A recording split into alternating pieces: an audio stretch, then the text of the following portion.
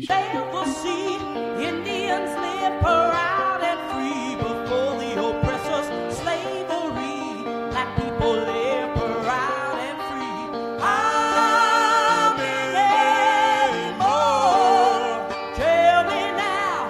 How many more? Don't you stand on the sidelines and say you're not involved. Don't try to convince yourself that these problems don't affect you at all. Because now it's Lebanon, Azania, Grenada. How many more? Tell me now. How many more?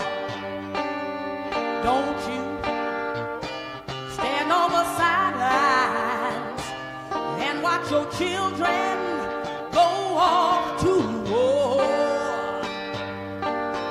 Don't stand back and wait for this violence to come to your door. Because now it's Chile, Guatemala, El Salvador. How many more? Tell me now. How Currently.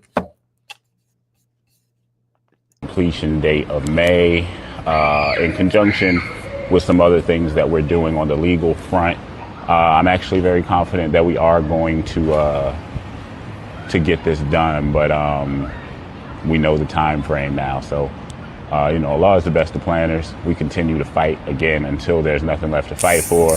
He was in good spirits, but we all understood that this was a real possibility, that he was much closer to the end than the beginning. Now there's just a real number on it. So, again, even in that, Allah is the best of planners. They say 10 months, but maybe that's 10 months for a man who has to deal with cancer in a prison cell instead of in a cancer treatment facility. So, inshallah, that'll extend if we're able to get this win. But he said even a day left after the win, we were able to get him out. We're able to clear his name. Even if he only has a day left after that, that's enough. That win counts. And so, alhamdulillah, we're still in the fight, but I just wanted to say thank you to everyone who contributed and helped us along the way in this fight. We're still in it to win it. We don't need anything else from you except for your prayers and eventually your voices, because again, we understand that aside from the legal aspects involved in this case, this is a political matter. So the voice of the people is going to be instrumental in making this possible, and making this win, the ultimate win, possible. So again, Bismillah, we fight till there's nothing left to fight for, but we got 10 months. Assalamu alaikum.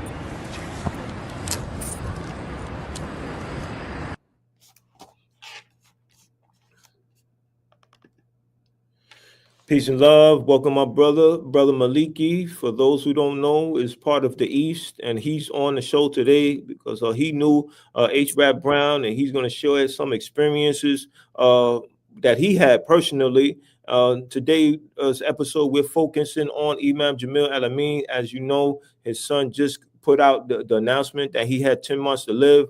So he's calling on the people to use their voice. We're telling people to go to the website, www.freeimamjamil.com. Find out how you can help, how you can use your voice. For those who don't know who H. Rap Brown is, I'm just going to give you a brief timeline of who he is. 1943, he was born Herbert Gerald Brown in Baton Rouge, Louisiana. In the 1960s, he was involved in various civil rights organizations like the Nonviolent Action Group, NAG, and the Student Nonviolent Coordinating Committee.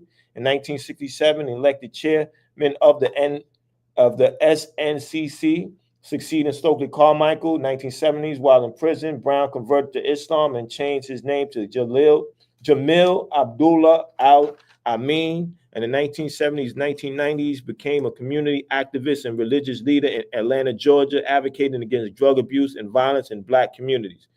In 1990s, led several Muslim organizations and founded the National Ummah, one of the nation's largest Black Muslim groups. So that's his timeline. So evidently, you see, once he became conscious, he was not conscious for the sake of being conscious. He was conscious because he wanted to know what he had to do for his people.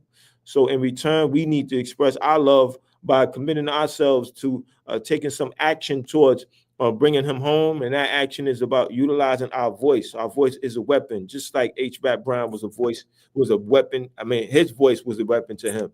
So, Brother Maliki, Yes. welcome to the podcast. Thank you for having me, brother. So just what's your background, brother, and what do you think about when you think about Imam Jamil Al Amin, or formerly known as H. Rap Brown? Well, as a teenager, me and many other students from an organization called the African American Students Association were involved in attending high school in Ocean Hill, Brownsville, Brooklyn, where the fight was going on for community control.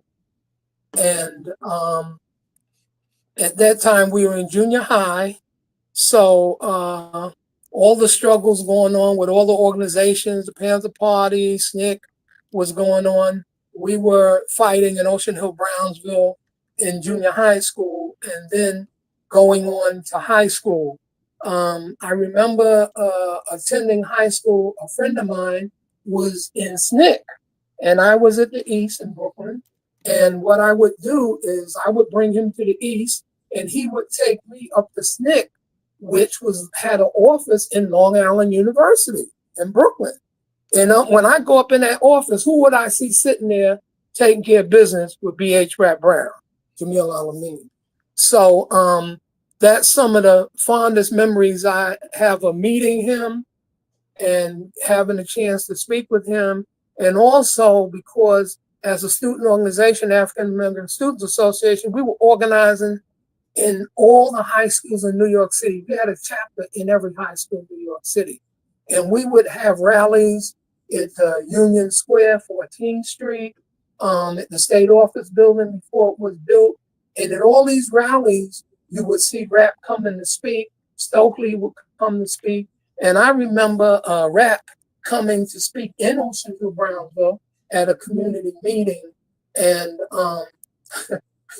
what people would do who was introducing Rap, they would say, brothers and sisters, and they would light a match and they would blow it out. And they would say, and now Brother H. Rap Brown coming on to speak. So that's some of the most fond memories that I've had of Rap. And I was also friends with Brother Khalil Abdul Rahman, who became Rap's secretary, who passed in 19. But I would say that, like you said, we must come on and support this brother. This brother was in the struggle all our lives, fighting for us on all fronts. And I think it's upon us to come out and support him 100%. I know that some of the people from the International African Arts Festival had a big fundraiser for him at Restoration Corporation some years ago. So I think that, all of these leaders who've been in the struggle fighting for us, the worst thing can happen is for them to be out here and look around and they're by themselves. So we need to come out and do our responsibility, come out and do our best to support them in every way we can, whether it's showing up, financial, or whatever, because these brothers laid down their lives for us. Absolutely. That's an incredible statement that you made, because you're giving us some insight into who he is and what he did, and the fact that, he never gave up on his people, right? Regardless of what was going on, regardless of what was how the state would respond. Because once you start to organize your people, once you become a threat to the to the status quo, then the state responds, and that's when you have political prisoners. That's when you have martyrs. And he knew what could possibly happen, but yet and still he expressed courage when he decided that nothing was going to interfere with his expression for love for his people. Nothing was going to interfere with his protection of his people's self-determination. It was evident with what he did with the Student Nonviolent Coordinating Committee, what he did with the Black Panther Party, and what he did when he chose to organize fellow Muslims. I think that in particular, when he chose to organize fellow Muslims, he was letting them know that when you convert to Islam, you have duties in terms of dealing with injustice, right? Allah stands up against injustice, and you are supposed to emulate that if you are a worshiper of Allah. At least that is what I understand. And I think that, he made that clear in practice, because although he's known for talking a lot, he still was a fine organizer, and he had respect of people. Obviously, he didn't just talk the talk, he walked the talk. And people respect that, and people are going to align themselves with you when you do that. Was the brother had any influence or any impact on the East? Of course, brother. Everything we did was part of all of these leaders that were supporting the struggle of the community and the people. And so our inspiration, even from him and the other brothers, was that now we were students organizing in the high schools, but then we went on to work in the summer program to put our money together and buy a building now to create a cultural center that had an independent Black school, top jazz on the weekends, a health food store, a clothing store, a bookstore. And when you come to that festival downtown in Brooklyn, that's part of what the East started, okay? That's part of the East when you come to that festival. So I think it's upon all of us to come out and support and do whatever we can to help this family.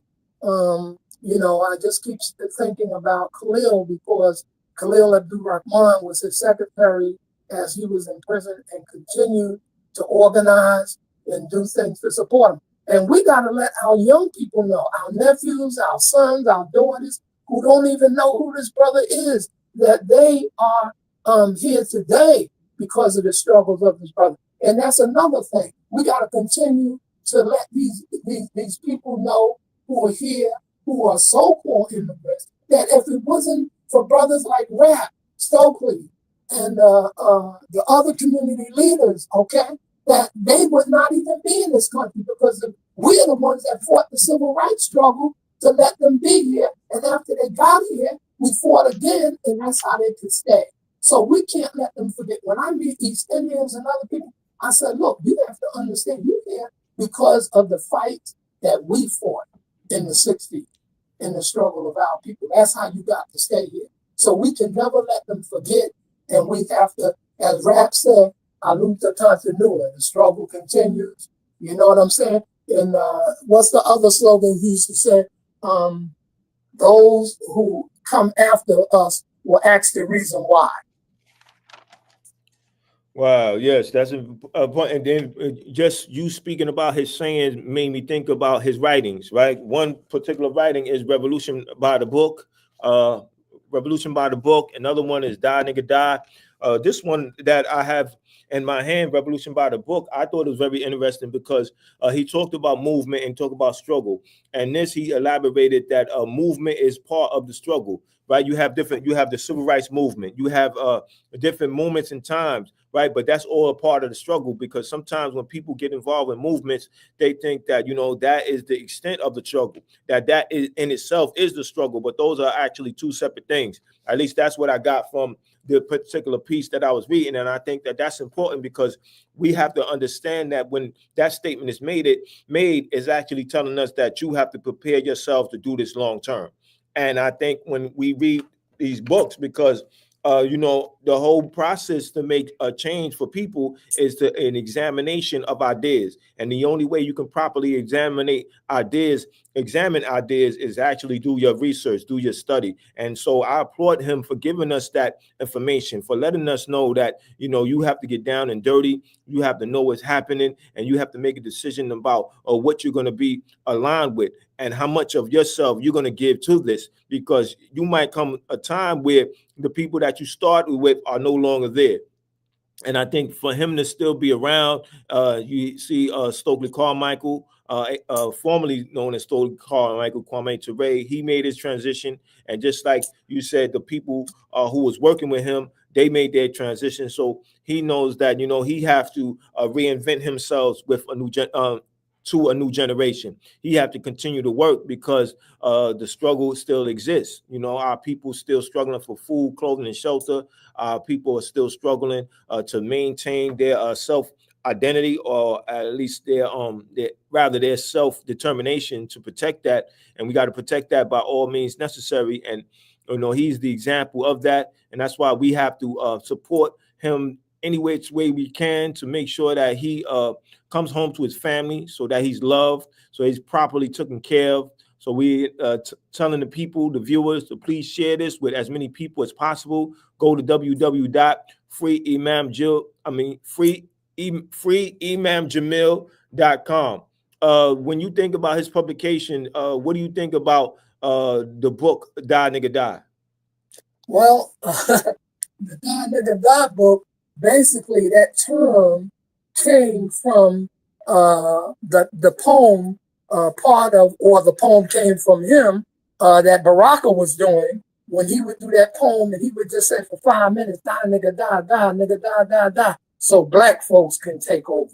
So the book was really a script for the struggle of what we need to be doing in terms of fighting for our people. Never give up, just continue to fight and get out there and struggle, That's what it was all about. And also for young people, not only is it just those writings, but I want to say there was a book that was put in our hands at 13, 14 years old called Malcolm X on Afro-American History. And that book was so powerful because we understood how great we were and how great what we come from in Africa.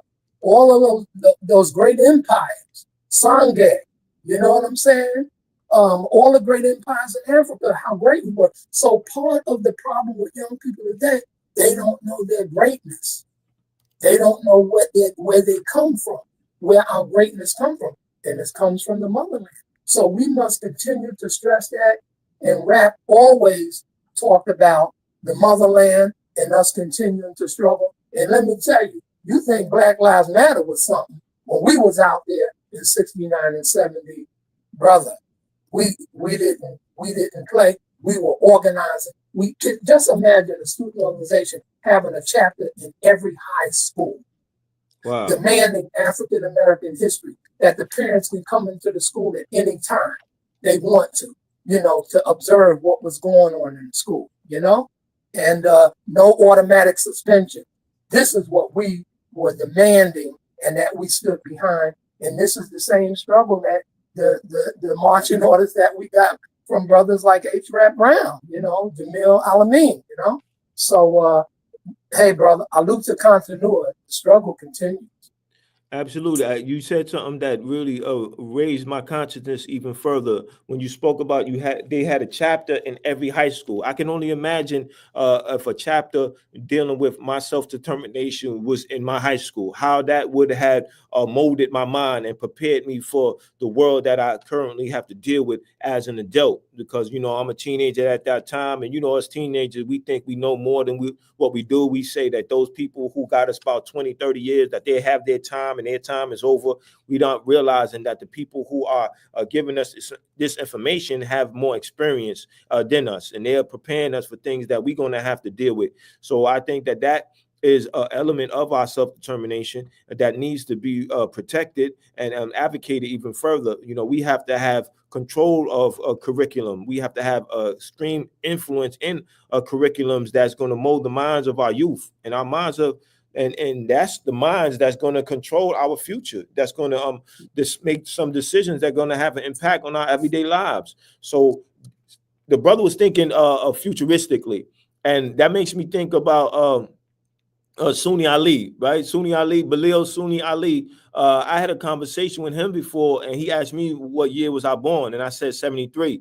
And he said, because he was trying to get to know what made me do the work that I'm currently involved in. And I told him that I was born in 1973, and I gave him a layout of my history. And he said, wow, you know, we had a saying, we're going to get free in 73. So what that made me realize that I had to show appreciation for the generation that was fighting before I came into physical existence. And the way I wanted to do that is through action. And I think that that is how we show proper respect, being involved in organized actions, getting in tune with any demonstration that is happening, support any organizations that are doing the work, and continue to politicize ourselves through education, through building our own personal libraries, having discussions with other people who have the same interests, and not be afraid to make mistakes. Because I know the only way that Imam Jamil Al Amin got to be the person that he is through his mistakes. Is saying that, you know, I'm not going to get it right today or tomorrow, but I'm prepared to do better the day that comes after.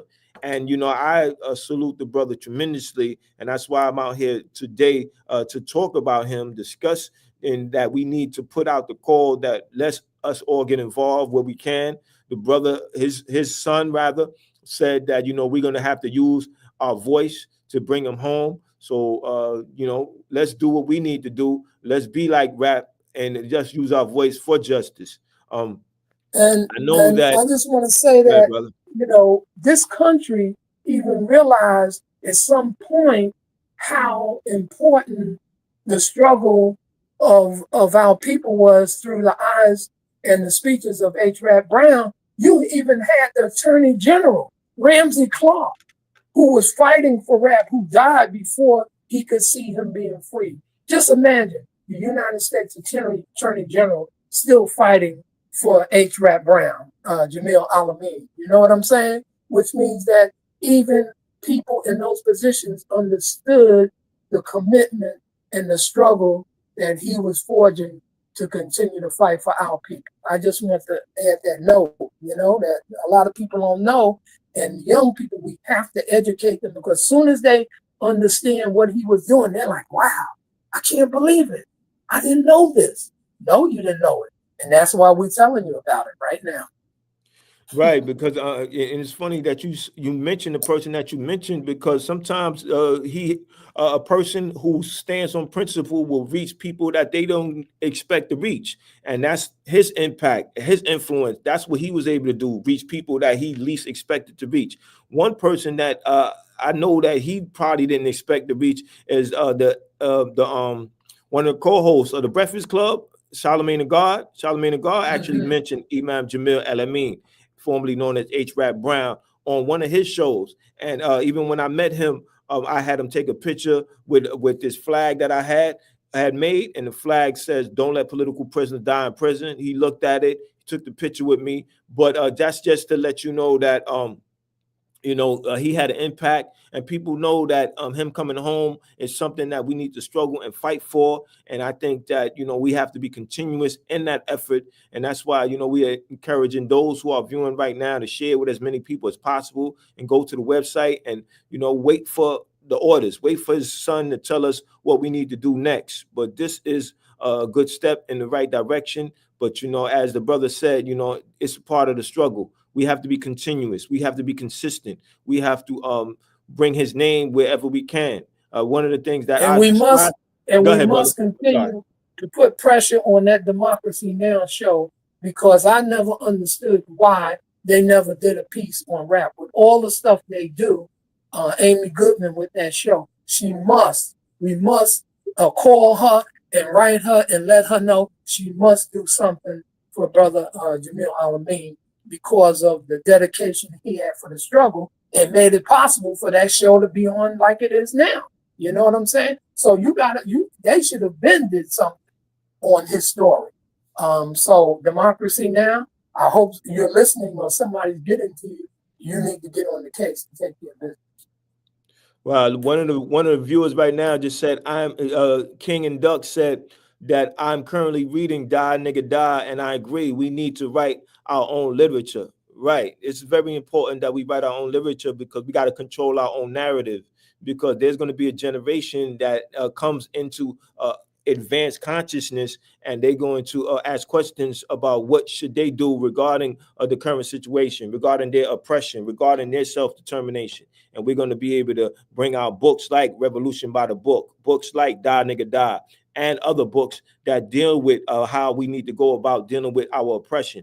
And that is. And one other thing, if yes, you brother, can get a hold of that speech at Long Island University, where Flying Dutchman Records did that speech in rap, and they incorporated with some singing from Leon Thomas, the singer. I was there at that event at LIU when rap spoke, and they put that on an album on Flying Dutchman. Okay, H. Rap Brown live at Long Island University, because that college, who don't even know today that SNCC had an office up there with H. Rap Brown in that office, and the things that they were doing to support the community at that time in the city. Well, it was interesting you say that, because that's exactly what I wanted to tap on is because you mentioned Leon Thomas, and I know about the record, The Creator Has a Master Plan with Pharoah Sanders. And I think that that is very important, that those musicians show what musicians should be doing in terms of what was going on socially and politically. And they had to take a position. They could not remain on the sideline and watch these things happen, but yet utilize their talents to convey an idea. What would you say to musicians now, jazz musicians, hip hop artists, or any other form of artists? How should they use their talents in terms of raising awareness about our political prisoners and our social conditions? God has given them these gifts to use for the people. This is a gift. This just didn't happen that you were able to have this art form. You were given this gift, and this gift means nothing if it doesn't have a purpose in life. And the purpose of your gift is to give to your people and help your people who are struggling, for freedom and self-determination. So this is what your purpose is on the planet with that gift. And if you don't do anything with the gift, why should you have it? That's the purpose of the artist today. Yes. We had a viewer. While you was talking, I was showing our viewers a comment that King and Duck, one of our viewers, said. He said that the lion is the king of the jungle, but in all literature, man dominates the lion. And as H. Rap Brown said, the lion always loses because the lion cannot read and write his own literature. Then it goes on and says, and tell the stories of the time he dominated man and became known as the king of the jungle.